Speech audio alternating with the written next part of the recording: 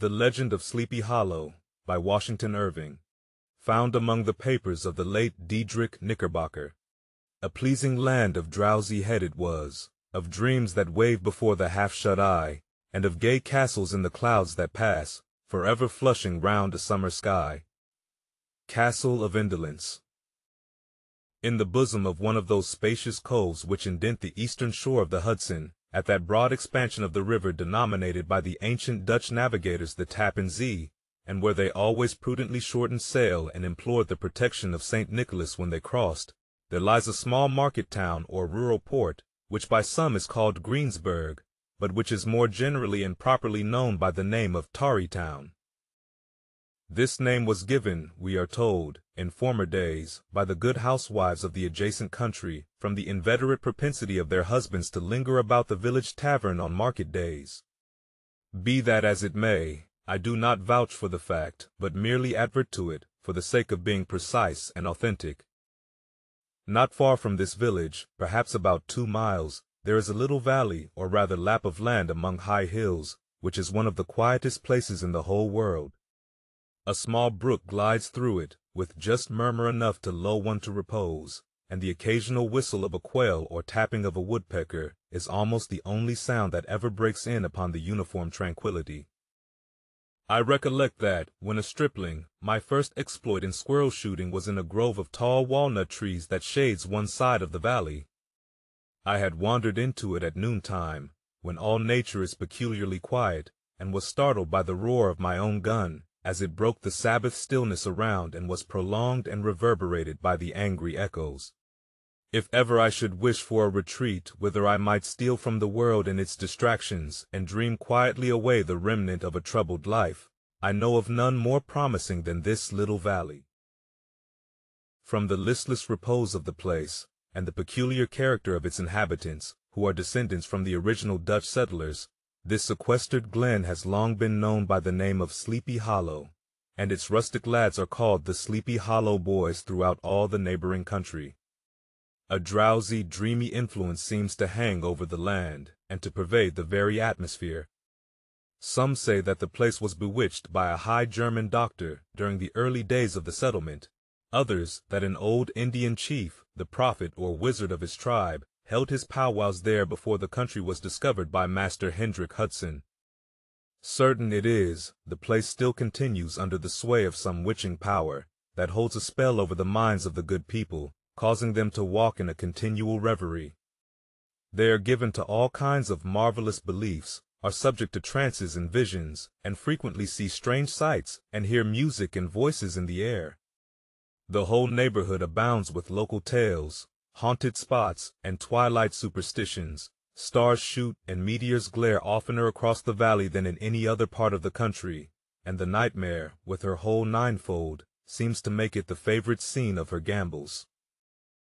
The dominant spirit, however, that haunts this enchanted region, and seems to be commander-in-chief of all the powers of the air, is the apparition of a figure on horseback, without a head.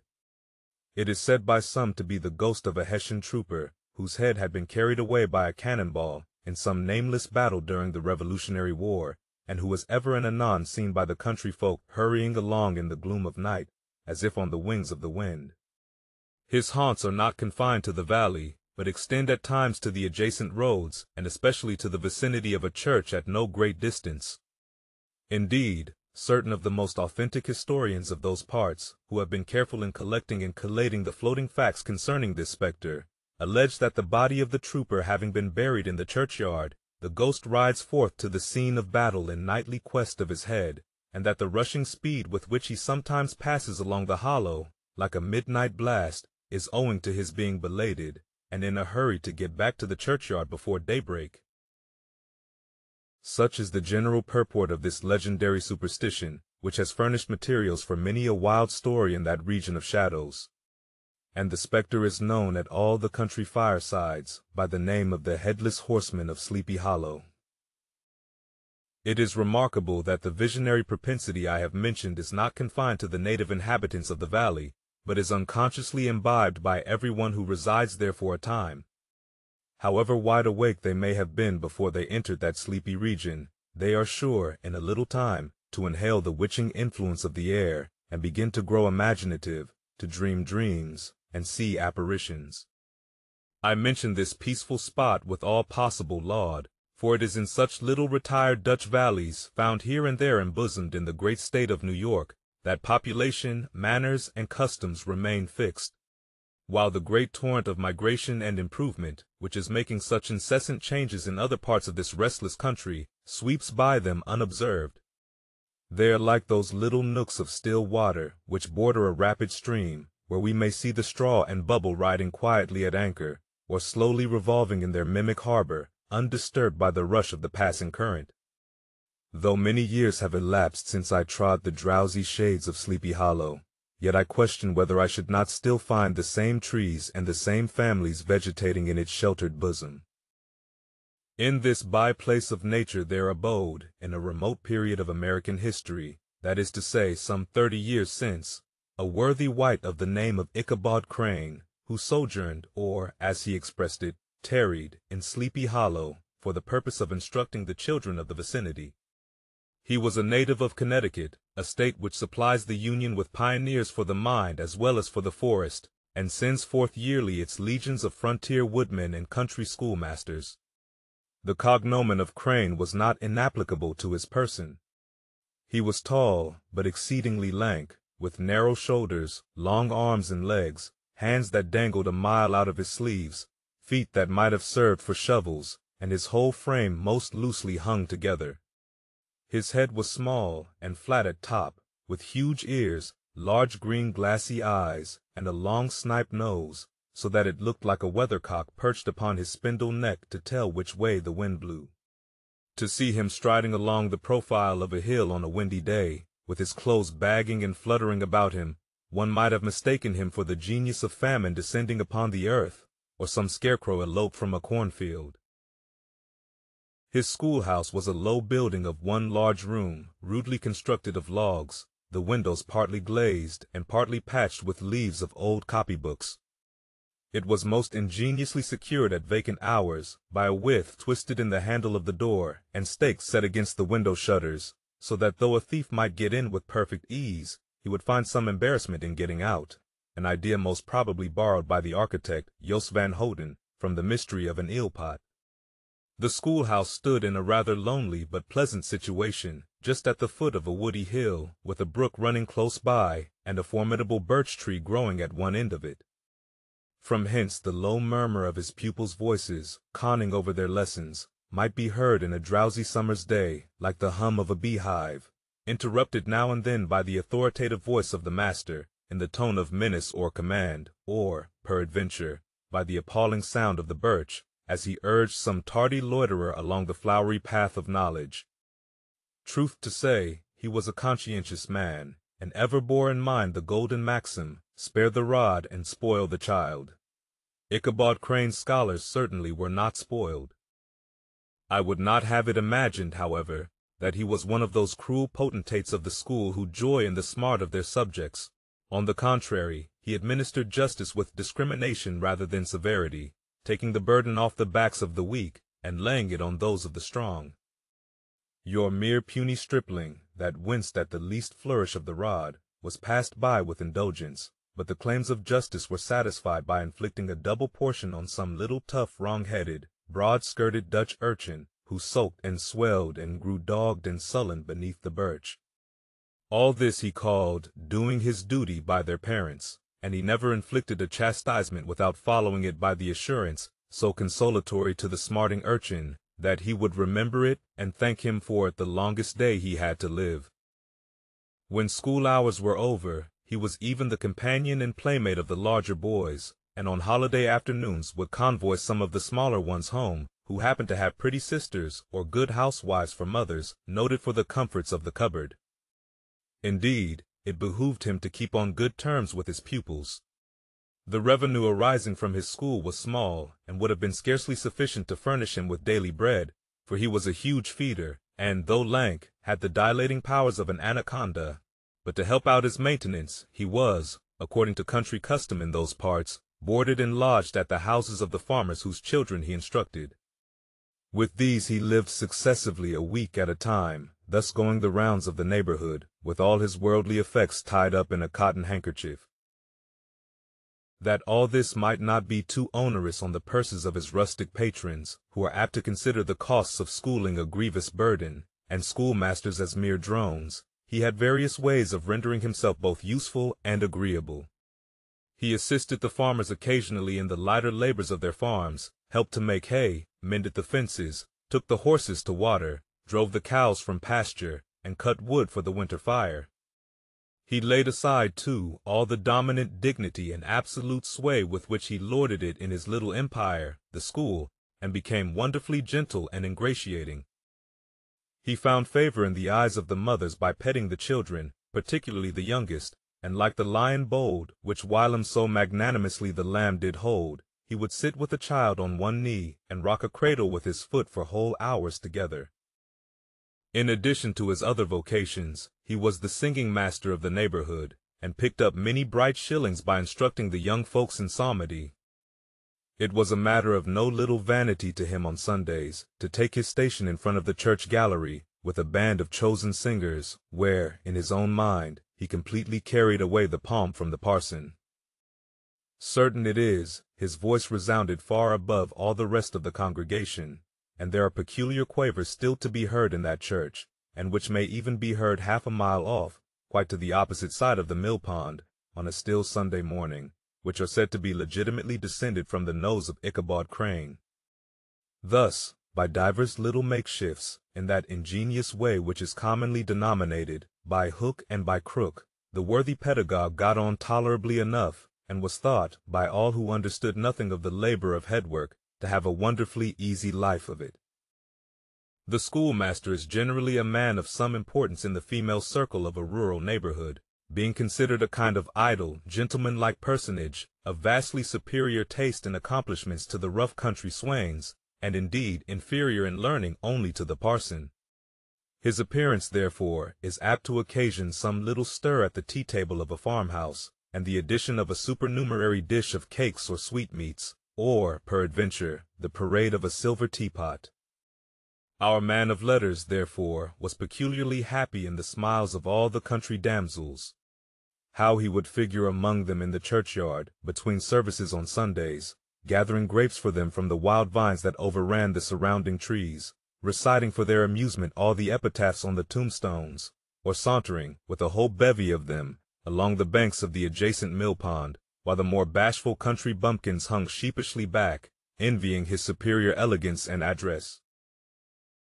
From his half-itinerant life, also, he was a kind of traveling gazette, carrying the whole budget of local gossip from house to house, so that his appearance was always greeted with satisfaction.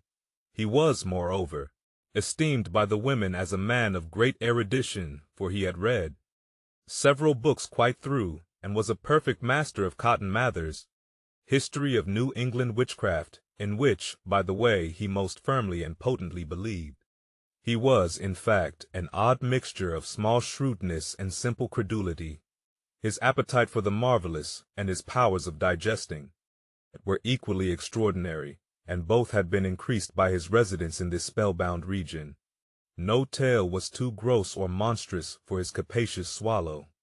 It was often his delight, after his school was dismissed in the afternoon, to stretch himself on the rich bed of clover bordering the little brook that whimpered by his schoolhouse, and there con over old Mather's direful tales, until the gathering dusk of evening made the printed page a mere mist before his eyes. Then, as he wended his way by swamp and stream and awful woodland to the farmhouse, where he happened to be quartered, every sound of nature at that witching hour fluttered his excited imagination, the moan of the whippoorwill from the hillside, the boding cry of the tree-toad, that harbinger of storm, the dreary hooting of the screech-owl, or the sudden rustling in the thicket of birds frightened from their roost. The fireflies, too, which sparkled most vividly in the darkest places now, and then startled him, as one of uncommon brightness would stream across his path, and if, by chance, a huge blockhead of a beetle came winging his blundering flight against him, the poor varlet was ready to give up. the ghost, with the idea that he was struck with a witch's token. His only resource on such occasions, either to drown thought or drive away evil spirits, was to sing psalm tunes and the good people of Sleepy Hollow, as they sat by their doors of an evening, were often filled with awe at hearing his nasal melody, in linked sweetness long drawn out, floating from the distant hill or along the dusky road. Another of his sources of fearful pleasure was to pass long winter evenings with the old Dutch wives as they sat spinning by the fire, with a row of apples roasting and spluttering along the hearth, and listen to their marvelous tales of ghosts and goblins, and haunted fields, and haunted brooks, and haunted bridges, and haunted houses, and particularly of the Headless Horseman, or Galloping Hessian of the Hollow, as they sometimes called him. He would delight them equally by his anecdotes of witchcraft, and of the direful omens and portentous sights and sounds in the air, which prevailed in the earlier times of Connecticut, and would frighten them woefully with speculations upon comets and shooting stars, and with the alarming fact that the world did absolutely turn round, and that they were half the time topsy-turvy. But if there was a pleasure in all this, while snugly cuddling in the chimney corner of a chamber that was all of a ruddy glow from the crackling wood fire, and where, of course, no spectre dared to show its face, it was dearly purchased by the terrors of his subsequent walk homewards. What fearful shapes and shadows beset his path, amidst the dim and ghastly glare of a snowy night! With what wistful look did he eye every trembling ray of light streaming across the waste fields from some distant window! How often was he appalled by some shrub covered with snow, which, like a sheeted spectre, beset his very path! How often did he shrink with curdling awe at the sound of his own steps on the frosty crust beneath his feet, and dread to look over his shoulder, lest he should behold some uncouth being tramping close behind him! And how often was he thrown into complete dismay by some rushing blast, howling among the trees, in the idea that it was the Galloping Hessian on one of his nightly scourings! All these, however, were mere terrors of the night, phantoms of the mind that walk in darkness, and though he had seen many spectres in his time, and been more than once beset by Satan in divers shapes, in his lonely perambulations, yet daylight put an end to all these evils, and he would have passed a pleasant life of it, in despite of the devil and all his works, if his path had not been crossed by a being that causes more perplexity to mortal man than ghosts, goblins, and the whole race of witches put together, and that was a woman. Among the musical disciples who assembled one evening in each week to receive his instructions in psalmody was Katrina Van Tassel, the daughter and only child of a substantial Dutch farmer. She was a blooming lass of fresh 18, plump as a partridge, ripe and melting and rosy-cheeked as one of her father's peaches, and universally famed not merely for her beauty, but her vast expectations. She was withal a little of a coquette, as might be perceived even in her dress, which was a mixture of ancient and modern fashions, as most suited to set off her charms. She wore the ornaments of pure yellow gold, which her great-great-grandmother had brought over from Sardom, the tempting stomacher of the olden time, and withal a provokingly short petticoat, to display the prettiest foot and ankle in the country round. Ichabod Crane had a soft and foolish heart towards the sex, and it is not to be wondered at that so tempting a morsel soon found favor in his eyes, more especially after he had visited her in her paternal mansion. Old Baltus Van Tassel was a perfect picture of a thriving, contented, liberal-hearted farmer. He seldom, it is true, sent either his eyes or his thoughts beyond the boundaries of his own farm, but within those everything was snug, happy, and well-conditioned. He was satisfied with his wealth, but not proud of it, and piqued himself upon the hearty abundance rather than the style in which he lived. His stronghold was situated on the banks of the Hudson, in one of those green, sheltered, fertile nooks in which the Dutch farmers are so fond of nestling.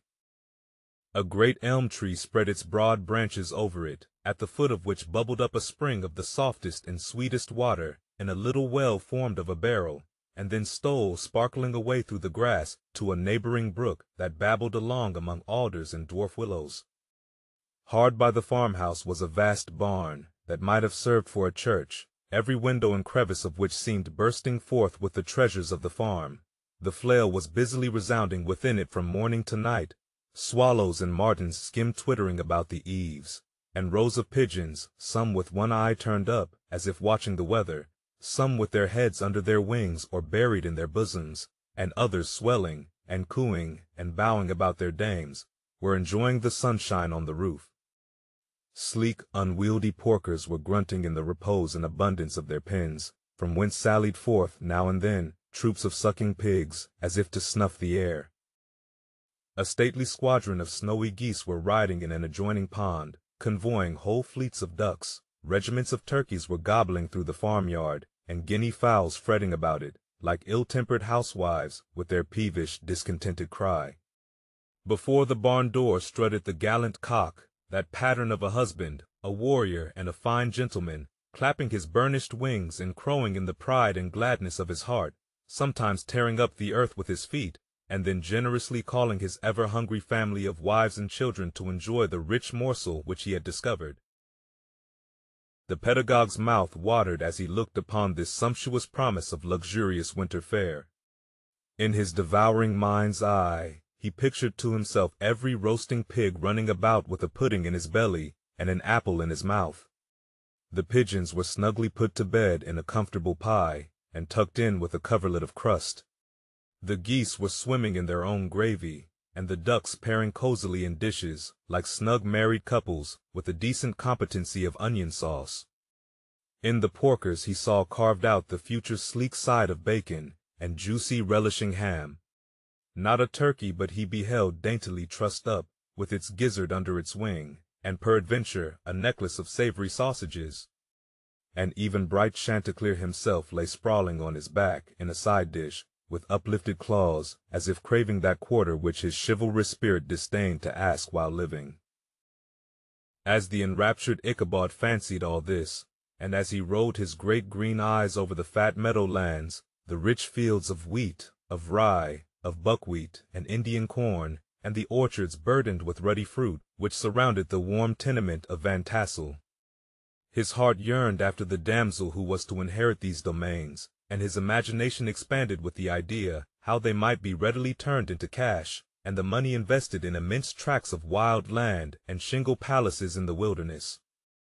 Nay, his busy fancy already realized his hopes, and presented to him the blooming Katrina, with a whole family of children, mounted on the top of a wagon loaded with household trumpery, with pots and kettles dangling beneath. And he beheld himself bestriding a pacing mare, with a colt at her heels, setting out for Kentucky, Tennessee, or the Lord knows where. When he entered the house, the conquest of his heart was complete. It was one of those spacious farmhouses, with high-ridged but lowly sloping roofs, built in the style handed down from the first Dutch settlers, the low projecting eaves forming a piazza along the front, capable of being closed up in bad weather. Under this were hung flails, harness, various utensils of husbandry, and nets for fishing in the neighboring river. Benches were built along the sides for summer use, and a great spinning wheel at one end and a churn at the other showed the various uses to which this important porch might be devoted. From this piazza the wondering Ichabod entered the hall, which formed the center of the mansion and the place of usual residence. Here rows of resplendent pewter, ranged on a long dresser, dazzled his eyes. In one corner stood a huge bag of wool ready to be spun, in another a quantity of linsey-woolsey just from the loom. Ears of Indian corn and strings of dried apples and peaches hung in gay festoons along the walls, mingled with the gaud of red peppers. And a door left ajar gave him a peep into the best parlor, where the claw-footed chairs and dark mahogany tables shone like mirrors. Andirons, with their accompanying shovel and tongs, glistened from their covert of asparagus tops. Mock oranges and conch shells decorated the mantelpiece. Strings of various colored birds' eggs were suspended above it. A great ostrich egg was hung from the center of the room, and a corner cupboard, knowingly left open, displayed immense treasures of old silver and well-mended china. From the moment Ichabod laid his eyes upon these regions of delight, the peace of his mind was at an end, and his only study was how to gain the affections of the peerless daughter of Van Tassel. In this enterprise, however, he had more real difficulties than generally fell to the lot of a knight-errant of yore, who seldom had anything but giants, enchanters, fiery dragons, and such like easily conquered adversaries to contend with, and had to make his way merely through gates of iron and brass, and walls of adamant to the castle keep, where the lady of his heart was confined, all which he achieved as easily as a man would carve his way to the center of a Christmas pie, and then the lady gave him her hand as a matter of course. Ichabod, on the contrary, had to win his way to the heart of a country coquette, beset with a labyrinth of whims and caprices, which were forever presenting new difficulties and impediments, and he had to encounter a host of fearful adversaries of real flesh and blood, the numerous rustic admirers, who beset every portal to her heart, keeping a watchful and angry eye upon each other, but ready to fly out in the common cause against any new competitor. Among these, the most formidable was a burly, roaring, roistering blade of the name of Abraham, or, according to the Dutch abbreviation, Brom van Brunt, the hero of the country round, which rang with his feats of strength and hardihood.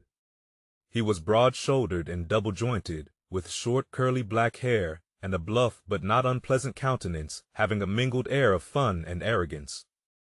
From his Herculean frame and great powers of limb, he had received the nickname of Brom Bones, by which he was universally known. He was famed for great knowledge and skill in horsemanship, being as dexterous on horseback as a Tartar. He was foremost at all races and cockfights, and, with the ascendancy which bodily strength always acquires in rustic life, was the umpire in all disputes, setting his hat on one side, and giving his decisions with an air and tone that admitted of no gainsay or appeal. He was always ready for either a fight or a frolic, but had more mischief than ill will in his composition, and with all his overbearing roughness, there was a strong dash of waggish good humor at bottom. He had 3 or 4 boon companions, who regarded him as their model, and at the head of whom he scoured the country, attending every scene of feud or merriment for miles round. In cold weather he was distinguished by a fur cap, surmounted with a flaunting fox's tail, and when the folks at a country gathering descried this well-known crest at a distance, whisking about among a squad of hard riders, they always stood by for a squall. Sometimes his crew would be heard dashing along past the farmhouses at midnight, with whoop and halloo, like a troop of Don Cossacks, and the old dames, startled out of their sleep, would listen for a moment till the hurry-scurry had clattered by, and then exclaim, "Hey, there goes Brom Bones and his gang." The neighbors looked upon him with a mixture of awe, admiration, and goodwill, and, when any madcap prank or rustic brawl occurred in the vicinity, always shook their heads, and warranted Brom Bones was at the bottom of it. This rantipole hero had for some time singled out the blooming Katrina for the object of his uncouth gallantries, and though his amorous toyings were something like the gentle caresses and endearments of a bear, yet it was whispered that she did not altogether discourage his hopes. Certain it is, his advances were signals for rival candidates to retire, who felt no inclination to cross a line in his amours, insomuch that when his horse was seen tied to Van Tassel's paling, on a Sunday night, a sure sign that his master was courting, or, as it is termed, sparking within, all other suitors passed by in despair, and carried the war into other quarters. Such was the formidable rival with whom Ichabod Crane had to contend, and, considering all things, a stouter man than he would have shrunk from the competition, and a wiser man would have despaired. He had, however, a happy mixture of pliability and perseverance in his nature. He was in form and spirit like a supplejack, yielding, but tough. Though he bent, he never broke, and though he bowed beneath the slightest pressure, yet, the moment it was away, jerk, he was as erect, and carried his head as high as ever. To have taken the field openly against his rival would have been madness, for he was not a man to be thwarted in his amours, any more than that stormy lover, Achilles. Ichabod, therefore, made his advances in a quiet and gently insinuating manner. Under cover of his character of singing master, he made frequent visits at the farmhouse, not that he had anything to apprehend from the meddlesome interference of parents, which is so often a stumbling block in the path of lovers. Balt Van Tassel was an easy, indulgent soul. He loved his daughter better even than his pipe, and like a reasonable man and an excellent father, let her have her way in everything. His notable little wife, too, had enough to do to attend to her housekeeping and manage her poultry, for, as she sagely observed, ducks and geese are foolish things and must be looked after, but girls can take care of themselves. Thus, while the busy dame bustled about the house or plied her spinning wheel at one end of the piazza, honest Balt would sit smoking his evening pipe at the other, watching the achievements of a little wooden warrior who, armed with a sword in each hand, was most valiantly fighting the wind on the pinnacle of the barn. In the meantime, Ichabod would carry on his suit with the daughter by the side of the spring under the great elm, or sauntering along in the twilight, that hour so favorable to the lover's eloquence. I profess not to know how women's hearts are wooed and won. To me they have always been matters of riddle and admiration. Some seem to have but one vulnerable point, or door of access, while others have 1,000 avenues and may be captured in 1,000 different ways. It is a great triumph of skill to gain the former, but a still greater proof of generalship to maintain possession of the latter, for man must battle for his fortress at every door and window.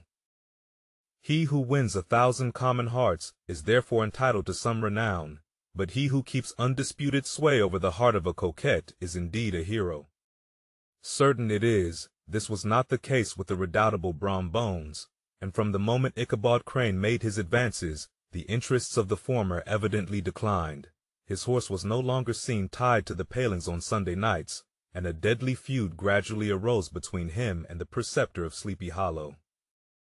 Brom, who had a degree of rough chivalry in his nature, would fain have carried matters to open warfare and have settled their pretensions to the lady, according to the mode of those most concise and simple reasoners, the knights-errant of yore, by single combat.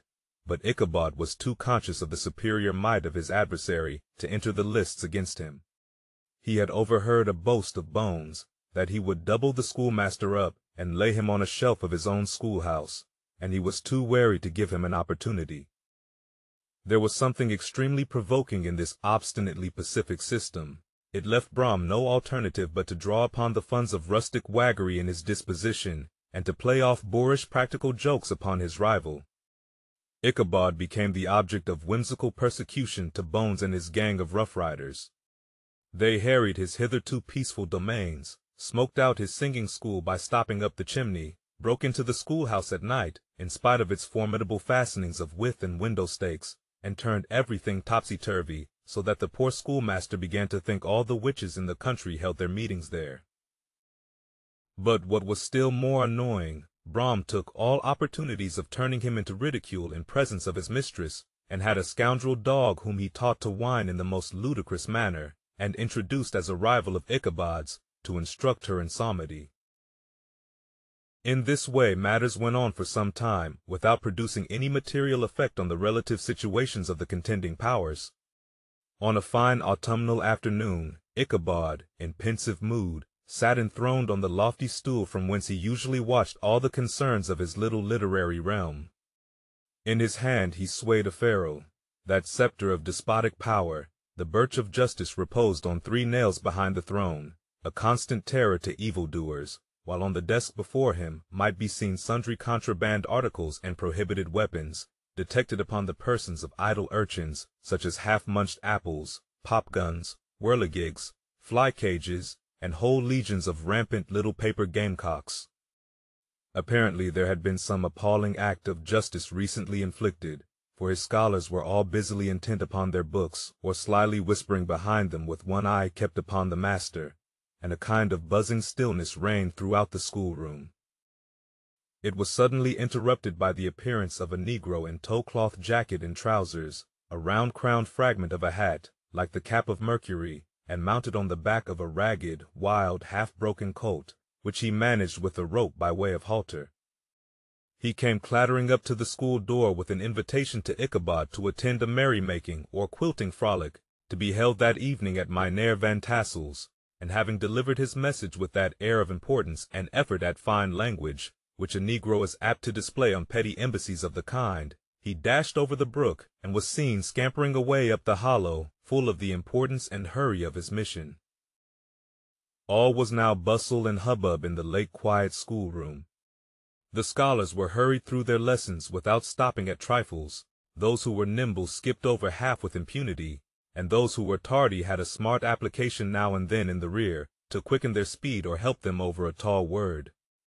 Books were flung aside without being put away on the shelves, inkstands were overturned, benches thrown down, and the whole school was turned loose an hour before the usual time, bursting forth like a legion of young imps, yelping and racketing about the green in joy at their early emancipation.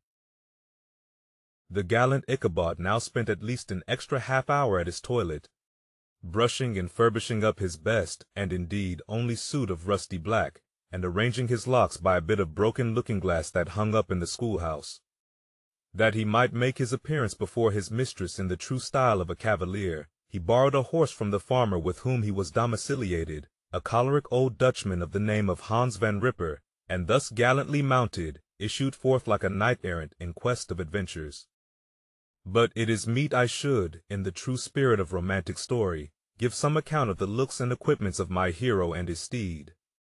The animal he bestrode was a broken-down plough horse that had outlived almost everything but its viciousness.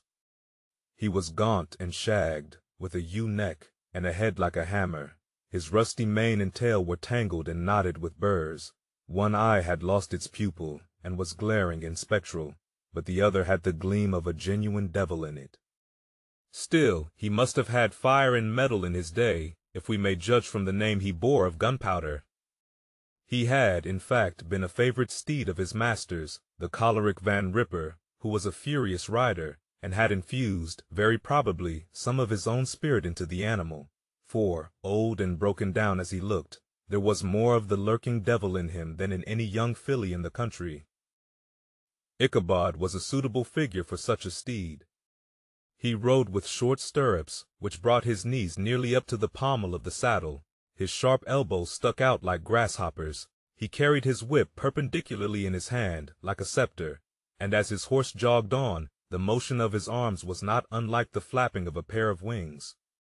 A small wool hat rested on the top of his nose, for so his scanty strip of forehead might be called, and the skirts of his black coat fluttered out almost to the horse's tail.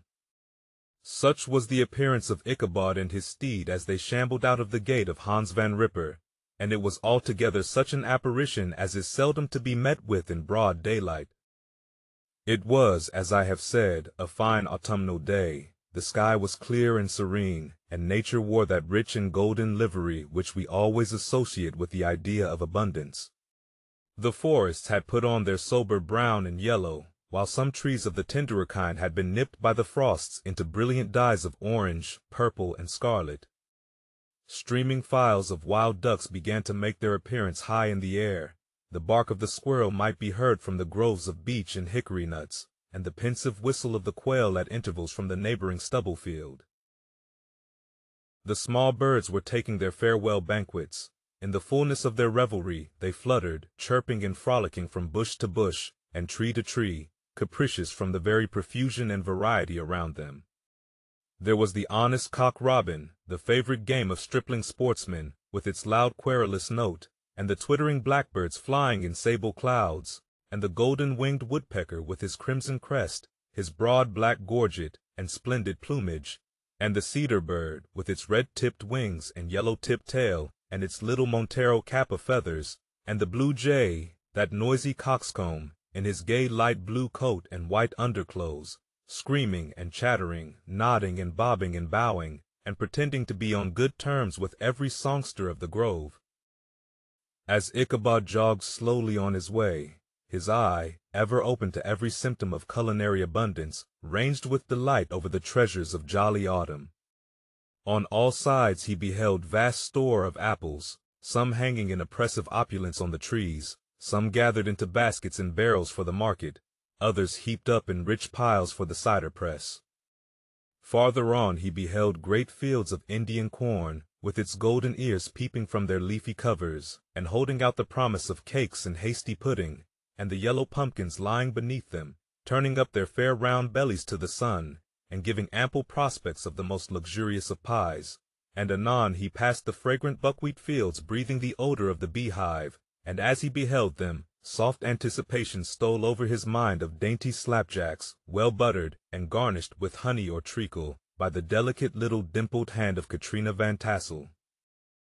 Thus feeding his mind with many sweet thoughts and sugared suppositions, he journeyed along the sides of a range of hills which look out upon some of the goodliest scenes of the mighty Hudson. The sun gradually wheeled his broad disk down in the west. The wide bosom of the Tappan Zee lay motionless and glassy, excepting that here and there a gentle undulation waved and prolonged the blue shadow of the distant mountain. A few amber clouds floated in the sky, without a breath of air to move them. The horizon was of a fine golden tint, changing gradually into a pure apple green, and from that into the deep blue of the mid-heaven. A slanting ray lingered on the woody crests of the precipices that overhung some parts of the river, giving greater depth to the dark gray and purple of their rocky sides. A sloop was loitering in the distance, dropping slowly down with the tide, her sail hanging uselessly against the mast, and as the reflection of the sky gleamed along the still water, it seemed as if the vessel was suspended in the air. It was toward evening that Ichabod arrived at the castle of the Heer Van Tassel, which he found thronged with the pride and flower of the adjacent country. Old farmers, a spare leathern-faced race, in homespun coats and breeches, blue stockings, huge shoes, and magnificent pewter buckles. Their brisk, withered little dames, in close crimped caps, long-waisted short gowns, homespun petticoats, with scissors and pincushions, and gay calico pockets hanging on the outside. Buxom lasses, almost as antiquated as their mothers, excepting where a straw hat, a fine ribbon, or perhaps a white frock gave symptoms of city innovation. The sons, in short square-skirted coats, with rows of stupendous brass buttons, and their hair generally queued in the fashion of the times, especially if they could procure an eel-skin for the purpose, it being esteemed throughout the country as a potent nourisher and strengthener of the hair. Brom Bones, however, was the hero of the scene, having come to the gathering on his favorite steed Daredevil, a creature like himself, full of mettle and mischief, and which no one but himself could manage. He was, in fact, noted for preferring vicious animals, given to all kinds of tricks which kept the rider in constant risk of his neck, for he held a tractable, well-broken horse as unworthy of a lad of spirit. Fain would I pause to dwell upon the world of charms that burst upon the enraptured gaze of my hero, as he entered the state parlor of Van Tassel's mansion. Not those of the bevy of buxom lasses, with their luxurious display of red and white, but the ample charms of a genuine Dutch country tea-table, in the sumptuous time of autumn. Such heaped-up platters of cakes of various and almost indescribable kinds, known only to experienced Dutch housewives. There was the doughty doughnut, the tender olie koek, and the crisp and crumbling cruller, sweet cakes and short cakes, ginger cakes and honey cakes, and the whole family of cakes. And then there were apple pies, and peach pies, and pumpkin pies, besides slices of ham and smoked beef, and moreover delectable dishes of preserved plums, and peaches, and pears, and quinces, not to mention broiled shad and roasted chickens, together with bowls of milk and cream, all mingled higgledy-piggledy, pretty much as I have enumerated them, with the motherly teapot sending up its clouds of vapor from the midst. Heaven bless the mark. I want breath and time to discuss this banquet as it deserves, and am too eager to get on with my story. Happily, Ichabod Crane was not in so great a hurry as his historian, but did ample justice to every dainty. He was a kind and thankful creature, whose heart dilated in proportion as his skin was filled with good cheer, and whose spirits rose with eating, as some men's do with drink. He could not help, too, rolling his large eyes round him as he ate, and chuckling with the possibility that he might one day be lord of all this scene of almost unimaginable luxury and splendor. Then, he thought, how soon he'd turn his back upon the old schoolhouse, snap his fingers in the face of Hans Van Ripper and every other niggardly patron, and kick any itinerant pedagogue out of doors that should dare to call him comrade. Old Baltus Van Tassel moved about among his guests with a face dilated with content and good humor, round and jolly as the harvest moon. His hospitable attentions were brief but expressive, being confined to a shake of the hand, a slap on the shoulder, a loud laugh, and a pressing invitation to fall to and help themselves. And now the sound of the music from the common room or hall summoned to the dance. The musician was an old gray-headed Negro who had been the itinerant orchestra of the neighborhood for more than half a century. His instrument was as old and battered as himself. The greater part of the time he scraped on 2 or 3 strings, accompanying every movement of the bow with a motion of the head, bowing almost to the ground, and stamping with his foot whenever a fresh couple were to start. Ichabod prided himself upon his dancing as much as upon his vocal powers. Not a limb, not a fiber about him was idle, and to have seen his loosely hung frame in full motion and clattering about the room, you would have thought St. Vitus himself, that blessed patron of the dance, was figuring before you in person. He was the admiration of all the Negroes, who, having gathered of all ages and sizes from the farm and the neighborhood, stood forming a pyramid of shining black faces at every door and window, gazing with delight at the scene, rolling their white eyeballs and showing grinning rows of ivory from ear to ear. How could the flogger of urchins be otherwise than animated and joyous? The lady of his heart was his partner in the dance, and smiling graciously in reply to all his amorous oglings, while Brom Bones, sorely smitten with love and jealousy, sat brooding by himself in one corner. When the dance was at an end, Ichabod was attracted to a knot of the sager folks, who, with old Van Tassel, sat smoking at one end of the piazza, gossiping over former times, and drawing out long stories about the war. This neighborhood, at the time of which I am speaking, was one of those highly favored places which abound with chronicle and great men. The British and American line had run near it during the war. It had, therefore, been the scene of marauding and infested with refugees, cowboys, and all kinds of border chivalry.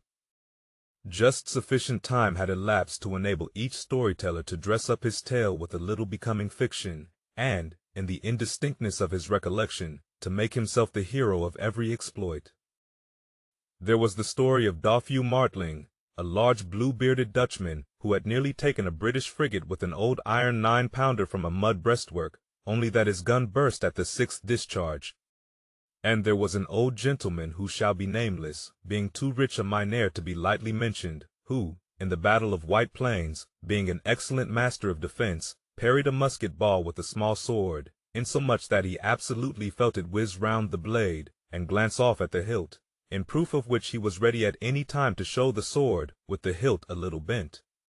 There were several more that had been equally great in the field, not one of whom but was persuaded that he had a considerable hand in bringing the war to a happy termination. But all these were nothing to the tales of ghosts and apparitions that succeeded. The neighborhood is rich in legendary treasures of the kind. Local tales and superstitions thrive best in these sheltered, long-settled retreats, but are trampled underfoot by the shifting throng that forms the population of most of our country places. Besides, there is no encouragement for ghosts in most of our villages, for they have scarcely had time to finish their first nap and turn themselves in their graves before their surviving friends have traveled away from the neighborhood, so that when they turn out at night to walk their rounds, they have no acquaintance left to call upon. This is perhaps the reason why we so seldom hear of ghosts, except in our long-established Dutch communities.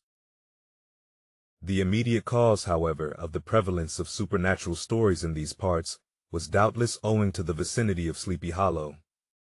There was a contagion in the very air that blew from that haunted region. It breathed forth an atmosphere of dreams and fancies infecting all the land. Several of the Sleepy Hollow people were present at Van Tassel's, and, as usual, were doling out their wild and wonderful legends.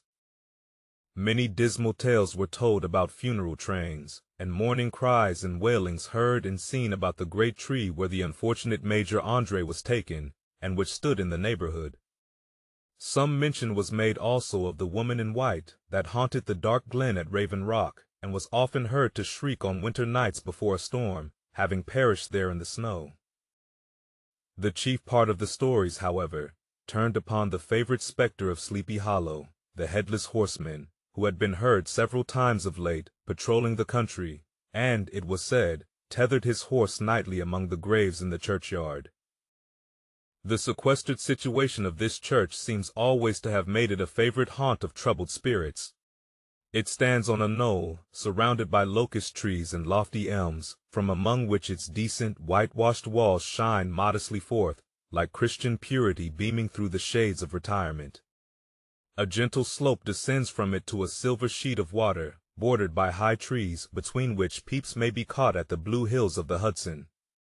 To look upon its grass-grown yard, where the sunbeams seem to sleep so quietly, one would think that there at least the dead might rest in peace. On one side of the church extends a wide woody dell, along which raves a large brook among broken rocks and trunks of fallen trees.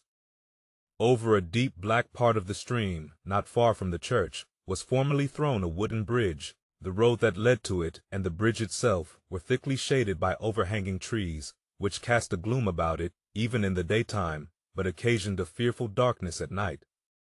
Such was one of the favorite haunts of the Headless Horseman, and the place where he was most frequently encountered. The tale was told of old Brower, a most heretical disbeliever in ghosts, how he met the horseman returning from his foray into Sleepy Hollow, and was obliged to get up behind him. How they galloped over bush and brake, over hill and swamp, until they reached the bridge, when the horseman suddenly turned into a skeleton, threw old Brower into the brook, and sprang away over the treetops with a clap of thunder. This story was immediately matched by a thrice marvelous adventure of Brom Bones, who made light of the galloping Hessian as an errant jockey. He affirmed that on returning one night from the neighboring village of Sing Sing, he had been overtaken by this midnight trooper, that he had offered to race with him for a bowl of punch, and should have won it too, for Daredevil beat the goblin horse All Hollow, but just as they came to the church bridge, the Hessian bolted and vanished in a flash of fire. All these tales, told in that drowsy undertone with which men talk in the dark, the countenances of the listeners only now and then receiving a casual gleam from the glare of a pipe, sank deep in the mind of Ichabod. He repaid them in kind with large extracts from his invaluable author, Cotton Mather, and added many marvelous events that had taken place in his native state of Connecticut, and fearful sights which he had seen in his nightly walks about Sleepy Hollow. The revel now gradually broke up.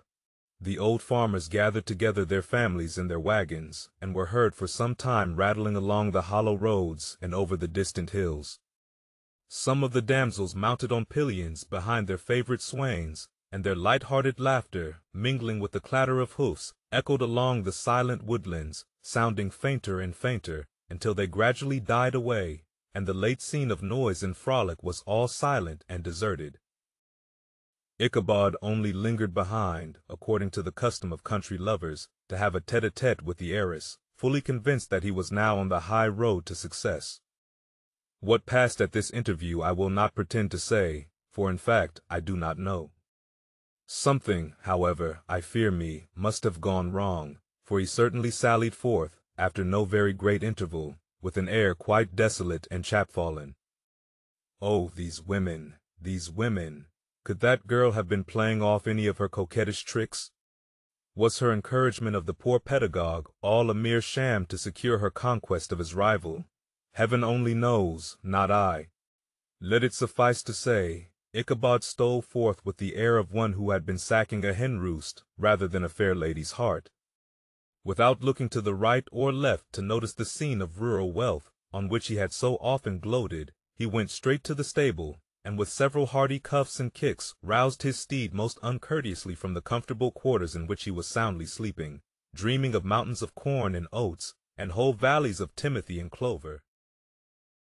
It was the very witching time of night that Ichabod, heavy-hearted and crestfallen, pursued his travels homewards, along the sides of the lofty hills which rise above Tarrytown, and which he had traversed so cheerily in the afternoon. The hour was as dismal as himself. Far below him the Tappan Zee spread its dusky and indistinct waste of waters, with here and there the tall mast of a sloop, riding quietly at anchor under the land.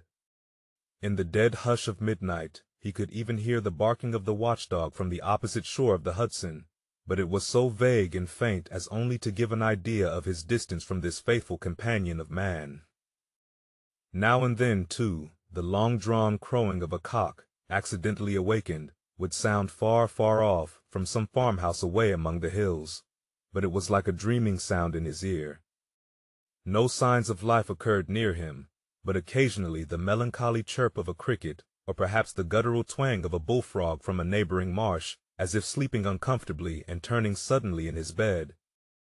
All the stories of ghosts and goblins that he had heard in the afternoon now came crowding upon his recollection. The night grew darker and darker, the stars seemed to sink deeper in the sky, and driving clouds occasionally hid them from his sight. He had never felt so lonely and dismal. He was, moreover, approaching the very place where many of the scenes of the ghost stories had been laid. In the center of the road stood an enormous tulip tree, which towered like a giant above all the other trees of the neighborhood, and formed a kind of landmark. Its limbs were gnarled and fantastic, large enough to form trunks for ordinary trees, twisting down almost to the earth, and rising again into the air. It was connected with the tragical story of the unfortunate André, who had been taken prisoner hard by, and was universally known by the name of Major André's tree. The common people regarded it with a mixture of respect and superstition, partly out of sympathy for the fate of its ill-starred namesake, and partly from the tales of strange sights and doleful lamentations told concerning it. As Ichabod approached this fearful tree, he began to whistle. He thought his whistle was answered. It was but a blast sweeping sharply through the dry branches. As he approached a little nearer, he thought he saw something white hanging in the midst of the tree. He paused and ceased whistling, but, on looking more narrowly, perceived that it was a place where the tree had been scathed by lightning, and the white wood laid bare. Suddenly he heard a groan. His teeth chattered, and his knees smote against the saddle. It was but the rubbing of one huge bough upon another, as they were swayed about by the breeze. He passed the tree in safety, but new perils lay before him. About 200 yards from the tree, a small brook crossed the road, and ran into a marshy and thickly wooded glen, known by the name of Wiley's Swamp. A few rough logs, laid side by side, served for a bridge over this stream. On that side of the road where the brook entered the wood, a group of oaks and chestnuts, matted thick with wild grapevines, threw a cavernous gloom over it. To pass this bridge was the severest trial. It was at this identical spot that the unfortunate André was captured, and under the covert of those chestnuts and vines were the sturdy yeomen concealed who surprised him. This has ever since been considered a haunted stream, and fearful are the feelings of the schoolboy who has to pass it alone after dark. As he approached the stream, his heart began to thump. He summoned up, however, all his resolution, gave his horse half a score of kicks in the ribs, and attempted to dash briskly across the bridge. But instead of starting forward, the perverse old animal made a lateral movement, and ran broadside against the fence. Ichabod, whose fears increased with the delay, jerked the reins on the other side, and kicked lustily with the contrary foot. It was all in vain. His steed started, it is true, but it was only to plunge to the opposite side of the road into a thicket of brambles and alder bushes. The schoolmaster now bestowed both whip and heel upon the starveling ribs of old Gunpowder, who dashed forward, snuffling and snorting, but came to a stand just by the bridge, with a suddenness that had nearly sent his rider sprawling over his head. Just at this moment a plashy tramp by the side of the bridge caught the sensitive ear of Ichabod. In the dark shadow of the grove, on the margin of the brook, he beheld something huge, misshapen and towering. It stirred not, but seemed gathered up in the gloom, like some gigantic monster ready to spring upon the traveler.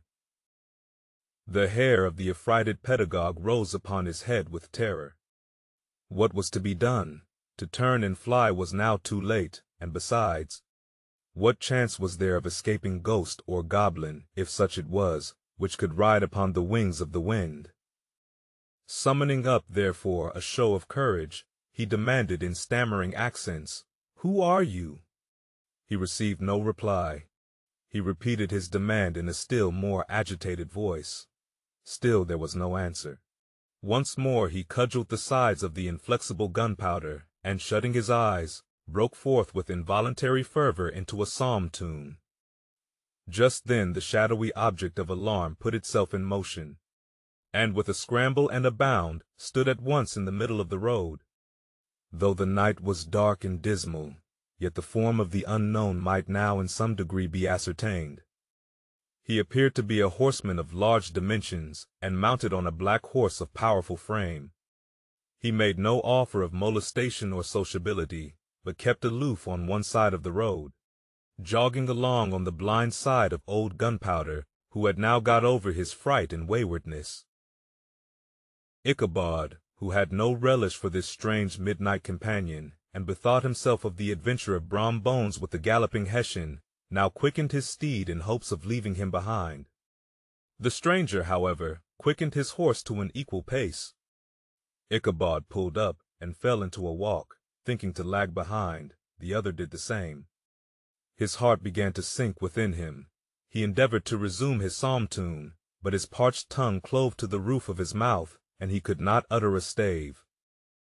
There was something in the moody and dogged silence of this pertinacious companion that was mysterious and appalling. It was soon fearfully accounted for. On mounting a rising ground, which brought the figure of his fellow traveler in relief against the sky, gigantic in height and muffled in a cloak, Ichabod was horror-struck on perceiving that he was headless, but his horror was still more increased on observing that the head, which should have rested on his shoulders, was carried before him on the pommel of his saddle.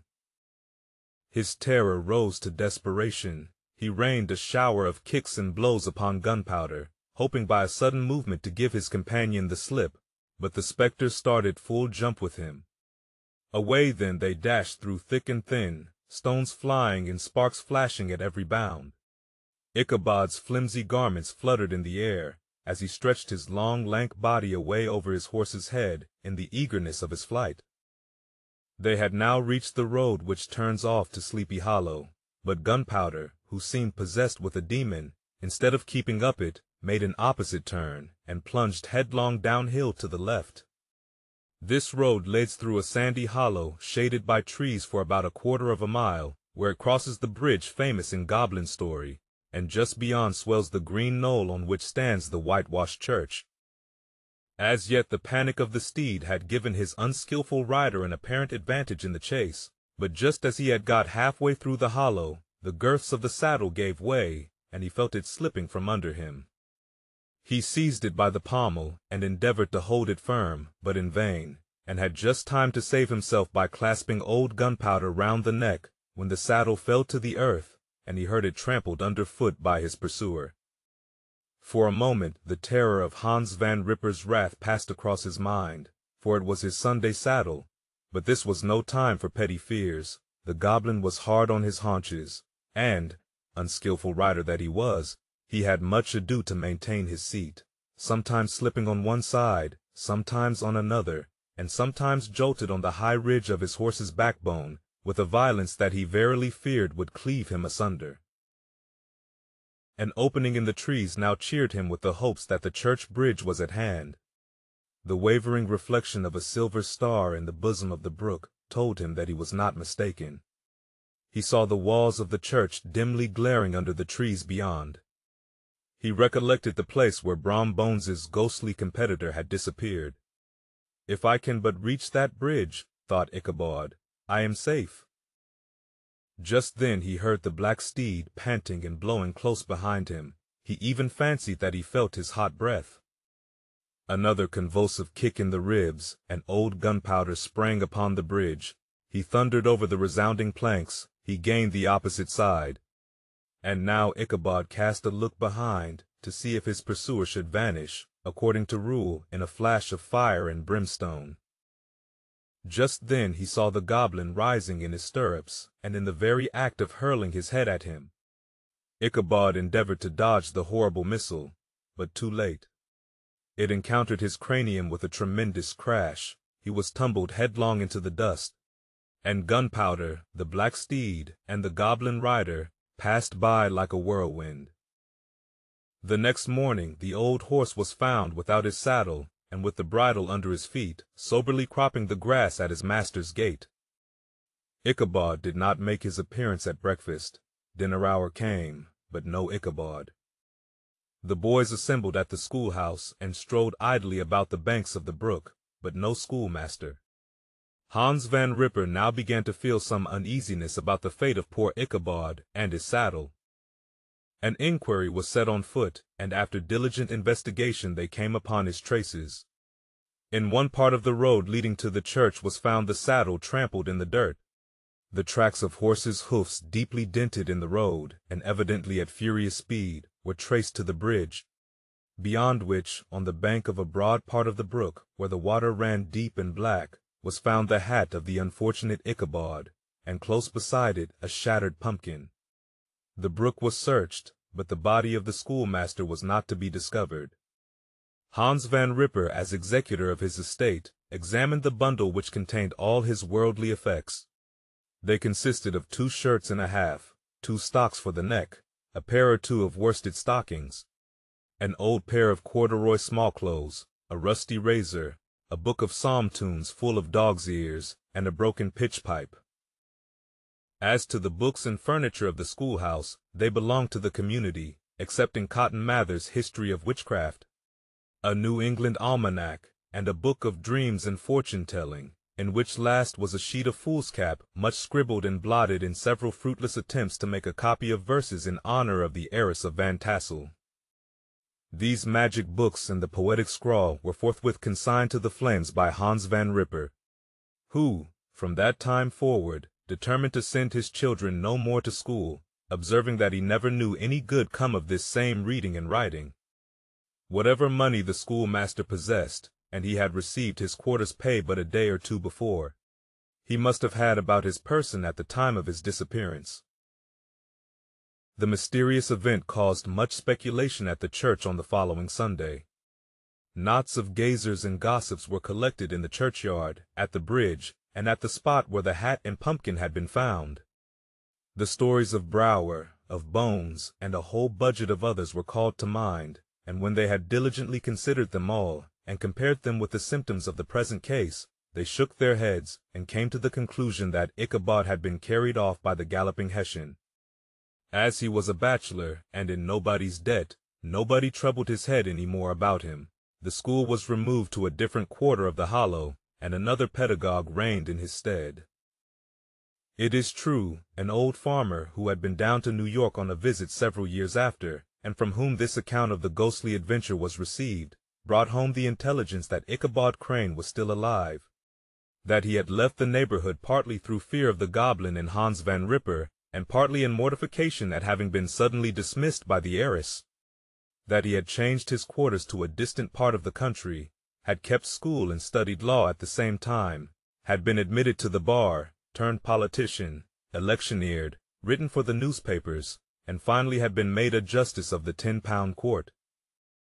Brom Bones, too, who shortly after his rival's disappearance conducted the blooming Katrina in triumph to the altar, was observed to look exceedingly knowing whenever the story of Ichabod was related, and always burst into a hearty laugh at the mention of the pumpkin, which led some to suspect that he knew more about the matter than he chose to tell.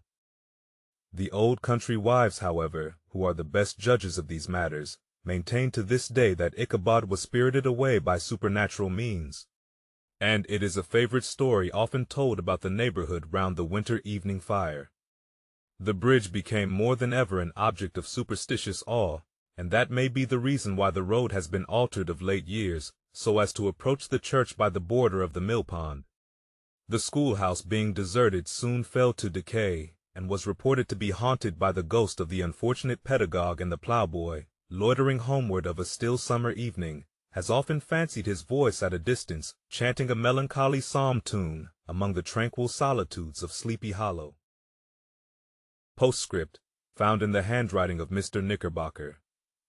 The preceding tale is given almost in the precise words in which I heard it related at a corporation meeting at the ancient city of Manhattoes, at which were present many of its sagest and most illustrious burghers. The narrator was a pleasant, shabby, gentlemanly old fellow, in pepper and salt clothes, with a sadly humorous face, and one whom I strongly suspected of being poor. He made such efforts to be entertaining. When his story was concluded, there was much laughter and approbation, particularly from 2 or 3 deputy aldermen, who had been asleep the greater part of the time. There was, however, one tall, dry-looking old gentleman, with beetling eyebrows, who maintained a grave and rather severe face throughout, now and then folding his arms, inclining his head, and looking down upon the floor, as if turning a doubt over in his mind. He was one of your wary men, who never laugh but upon good grounds, when they have reason and law on their side. When the mirth of the rest of the company had subsided, and silence was restored, he leaned one arm on the elbow of his chair, and sticking the other akimbo, demanded, with a slight but exceedingly sage motion of the head and contraction of the brow, what was the moral of the story, and what it went to prove. The storyteller, who was just putting a glass of wine to his lips as a refreshment after his toils, paused for a moment, looked at his inquirer with an air of infinite deference, and, lowering the glass slowly to the table, observed that the story was intended most logically to prove that there is no situation in life but has its advantages and pleasures, provided we will but take a joke as we find it. That, therefore, he that runs races with goblin troopers is likely to have rough riding of it. Ergo, for a country schoolmaster to be refused the hand of a Dutch heiress is a certain step to high preferment in the state. The cautious old gentleman knit his brows tenfold closer after this explanation, being sorely puzzled by the ratiocination of the syllogism, while, methought, the one in pepper and salt eyed him with something of a triumphant leer. At length he observed that all this was very well, but still he thought the story a little on the extravagant. There were one or two points on which he had his doubts. "Faith, sir," replied the storyteller, "as to that matter, I don't believe one half of it myself. D.K. The end.